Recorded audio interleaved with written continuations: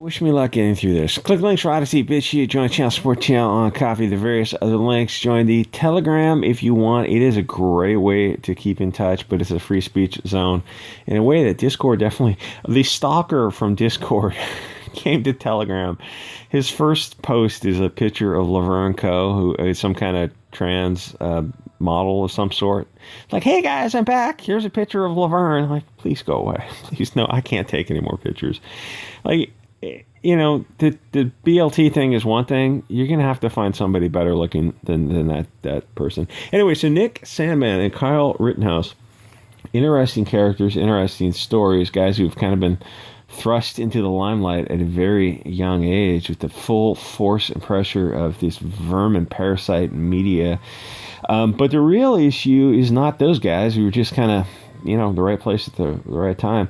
It's the real issue is the media. And doesn't it seem just a little bit biased? Even if you're on the left, you got to be looking at the media like, there's very clearly video evidence that contradicts your statement. Like repeatedly CNN will come to some scene and they'll manipulate a scene, which isn't as crazy as it sounds, because you go to, say you're reporting live, there's a group of a dozen people who are doing something. You go, okay, listen, you guys, can you just recreate the scene so we can have some shots? And it's like, oh, that's fine. As long as you say this scene, they were on the scene organically. We recreated what they said where they were standing earlier. This is not an organic shoot. As long as it's like when you do research, you admit your bias up front. People stopped doing that. Researchers stopped doing that because it was research now is the universities are just completely left wing, and the media doesn't do that anymore. In fact, the media, the really tricksy thing about these tricksy little media vermin is when media went digital 20 odd years ago, what they do now is they change those articles on the fly. They change headlines all the time. Again, it's not a problem if you go like, okay, hey guys, we changed this, we updated this original headline, and we changed these changes. The original article is archived. Here's the link to the archive. That's honest, fair, and impartial media. They don't do that. They don't even tell you that something was changed. They just change things on the fly. It's like, thank God people are there to archive stuff. And so what media has started to do, because they don't want to be held accountable to their articles, the media is not the media anymore. The media is just a bunch of like cat lady, wine drinking cat mom bloggers and such. I mean, the media has really, really fallen off in the past 40 years. So what they do is they just they prevent the archive by having like the first paragraph, the headline, the first photo, and the first paragraph, and then it's click to see more, which prevents you from archiving the whole thing until, hopefully the archive algorithm will figure out a way around that so you can archive the full site. That's the media lying to you, or at least preventing you from knowing, like, yes, this story was changed. Oh, well, why was it changed? Oh, because we were wrong. Well, that's news in and of itself. If the media was wrong, that is news that the viewer needs to know. Oh, no, they don't need to know that. Okay, you're not the media anymore. You're just propaganda for far left-wing positions. It's like, yeah, finally people are kind of starting to wake up to see that. So shouldn't the media be fair and impartial? Like, oh, you sweet summer child, what's the color of the sky in your world? I keep saying the media changed, but you have to go back 20 years if you're old enough. The media was better, but still they were going to be globalist biased. And, the funny thing is the big changeover in the media was that event about 20 odd years ago. There were a few honest people who were still in the media who were reporting things that they wouldn't report now. And that was about 20 years ago. You can have to go on Telegram, Odyssey. There's some things that just, you won't learn it from a YouTube Jedi. But the media, they were still trying 20 odd years ago with that event. That was a trip to find that hidden footage, which is still out there, but it's not on YouTube. It's not on the forefront. They were better, but they were still going to be globalist bias. So then you go back to 1980, and it was still biased left, but they were trying. And as the demographics of the country changed, the political window rapidly moved to the left. People come from socialist countries, so they vote that way so they can recreate those nations' policies. So really, at this point, it's deck chairs on the, we get the idea. My point is, media post-World War II has been left-wing. But the globalists started to buy up the media companies back then, and they slowly started boiling the frog until you get a Sandman or Rittenhouse situation. And in both cases, you had video evidence showing what happened. Multiple angles, very clear and convincing. But the media ignored it. The media had the knowledge, and they ignored it. They knew the story, but because of their hatred of these European children of the light, they lied to push this anti-white narrative. And this wasn't a little slip. This was open and notorious. The media intentionally lied to frame Sandman and Rittenhouse because their countenance is too fair. So the story is the media, but this custard, tutti frutti custard, who will watch the globalists? Well, it's going to have to be us on alt media.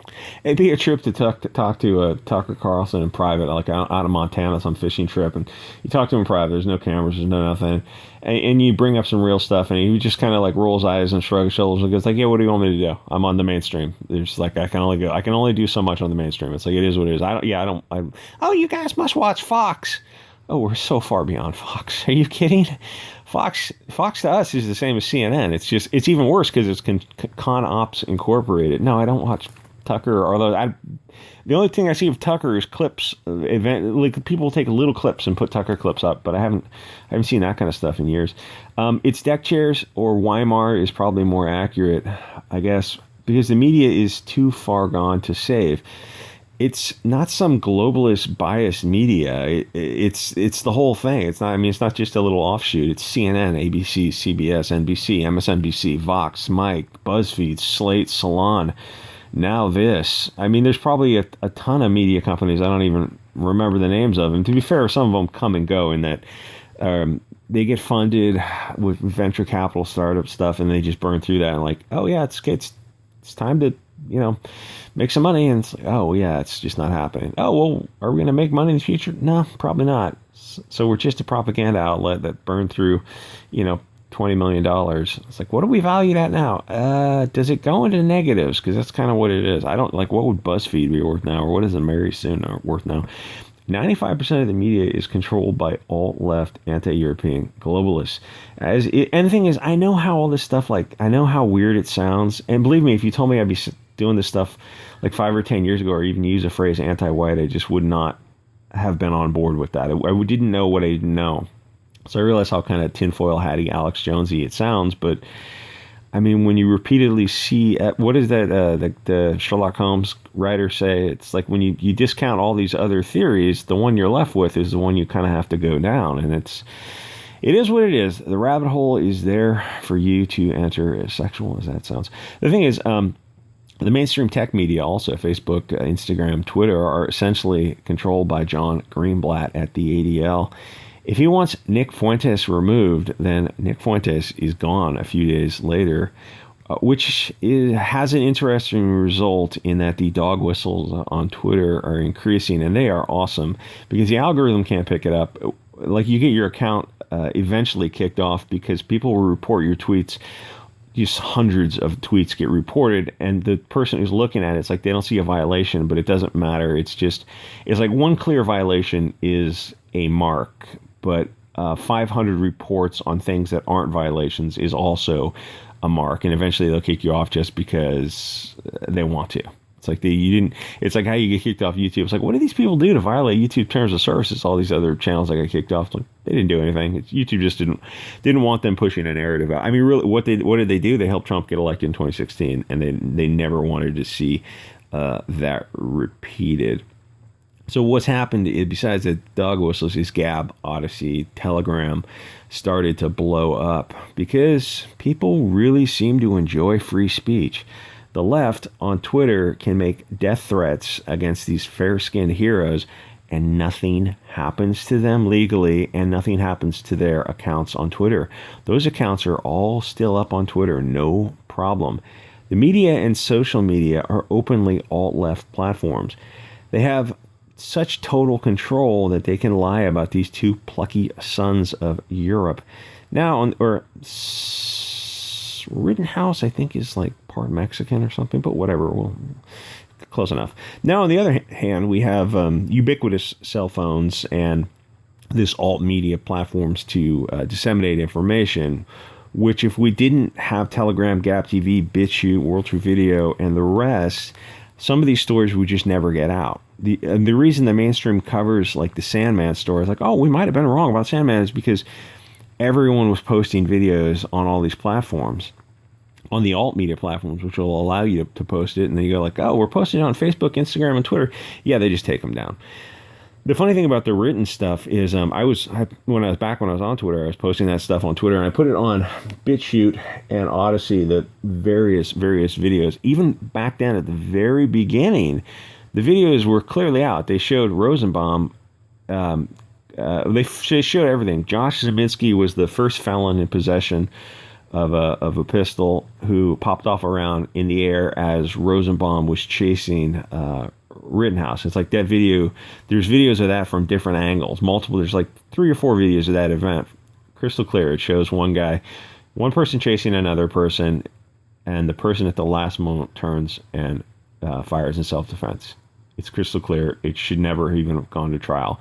And then it turns out the FBI had a drone footage or a plane at 8,500 feet. They had a plane at 8,500 feet, and then they had another drone that's pulling up high definition video of the same thing. It's like you didn't need the FBI footage because the original videos showed the stuff crystal clear. It's like one person chasing another person, and these people on Twitter are spurging out over it. Anyway, so when I posted that stuff on Twitter, the videos just got disappeared. Like it was a crystal clear video showing this kid is not the aggressor, and Twitter just pulled those videos. I'm like, seems like you're trying to control the narrative here, and it's like as long as you continue to use those platforms. I mean, gee, why doesn't Congress make these platforms protected under the First Amendment? I mean, this is the new town square, the new open marketplace of ideas. This is the new digital America, is these platforms. It's like, weren't there some protections for free speech for these platforms?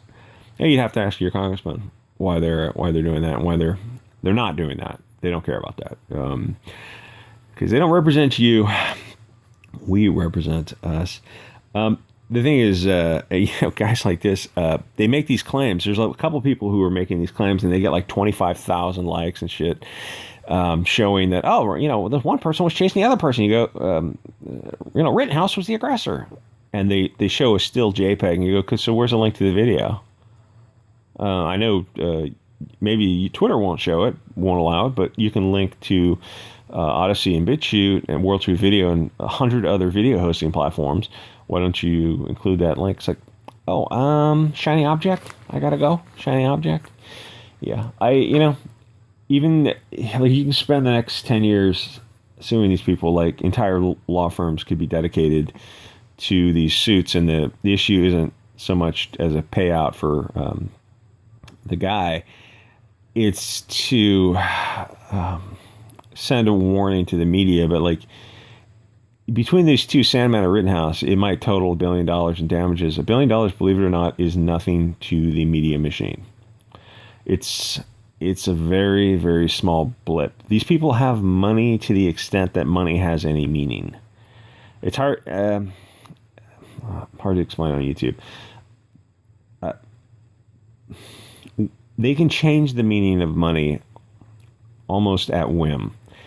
And if they need more money, there's an inexhaustible supply of money. I mean, they can print more money if they want to.